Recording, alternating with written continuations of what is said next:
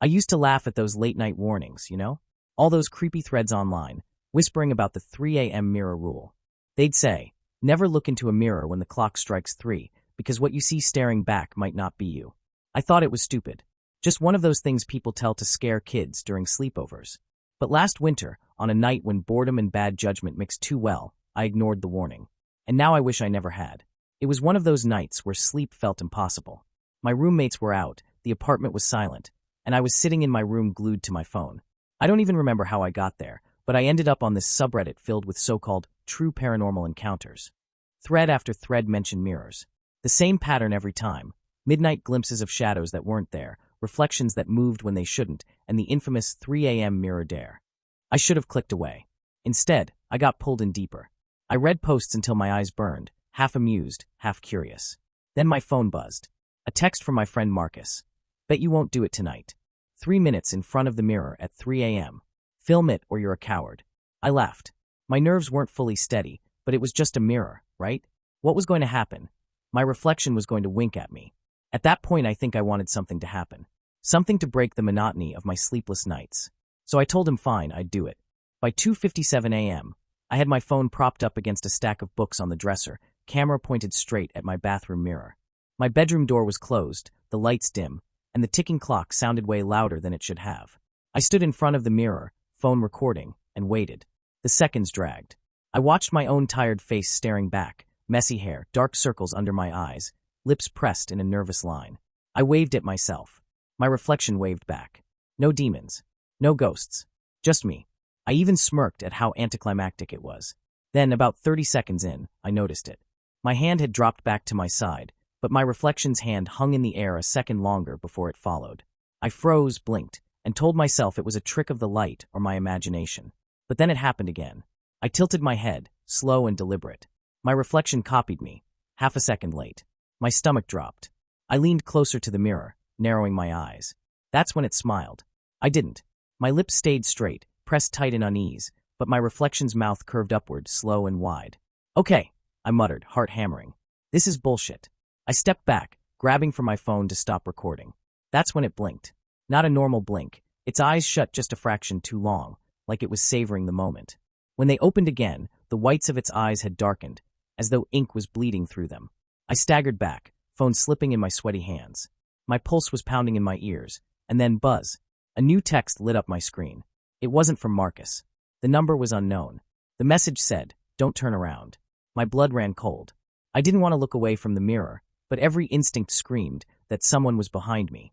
The room was dead silent, but the air felt heavier, thicker, like I wasn't alone anymore. My hands trembled around my phone. "Who is this?" I whispered, texting back, but no reply came. In the mirror, my reflection was still smiling. Then it stopped mimicking me altogether. It just stood there, tilting its head at an unnatural angle, watching me. And slowly, so slow it made my skin crawl, its lips moved. I couldn't hear the words, but I could see them. They formed a whisper, "Look at me." The temperature in the room dropped. My breath fogged the glass, but in the reflection, there was no fog. Just a dark grin stretching wider, teeth sharper. I couldn't take it anymore. I grabbed my phone like a weapon and hurled it at the mirror. The crash echoed through the apartment, glass raining down.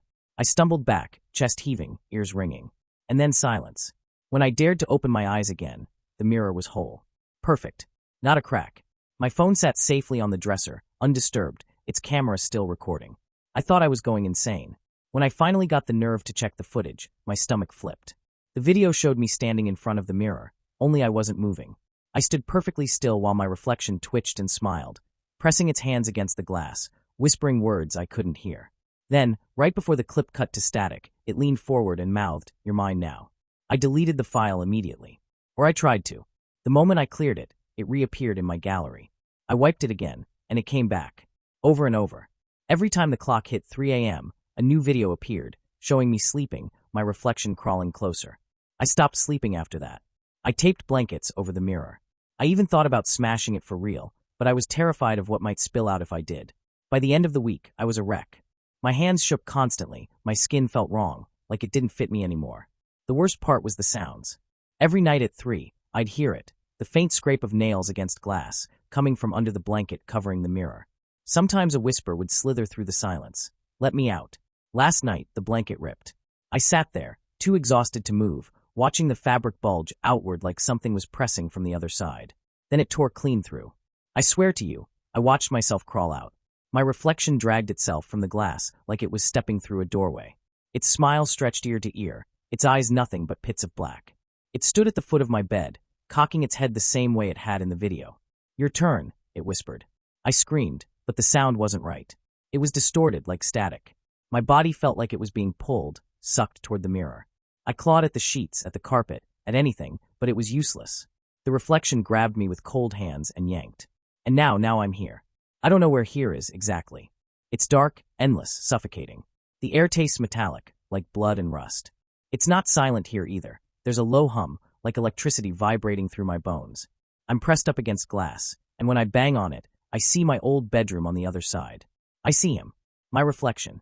He looks just like me, only happier, freer, alive. He wears my face, my skin, my voice. He's been living my life. Sometimes he turns toward the mirror, and his smile stretches impossibly wide as he mouths words I can't hear. Sometimes, if I look too closely, I notice the skin on his face twitching, like it doesn't sit right on his skull. Like it's sliding. I try to scream for help, but in this place the sound comes out garbled, like static bleeding through broken speakers. And I know, I'm not alone here. There are others. Shapes moving in the dark, pressed against other panes of glass. Faces screaming silently, pounding their fists, their mouths open in permanent terror. They're all trapped in their own reflections. Some of them are just shadows, some are hollow-eyed versions of themselves, and some are twisted beyond recognition. One of them came close to my pain once. Its face was nothing but teeth and stretched skin, its body jerking in unnatural spasms. It mouthed something to me, but I couldn't understand. I don't think I want to. And the worst part, sometimes I can feel him, my reflection, looking back at me. He knows I'm still here, trapped, rotting in this mirrored prison. And every time he glances at me, it's like he's daring me to watch as he ruins my life with my own hands, my own smile. If you're listening, please don't test it. Don't let curiosity win. Don't ignore the warning. Because once you stand in front of that mirror at 3 a.m., once you see that smile that isn't yours, it's already too late. You'll never get out.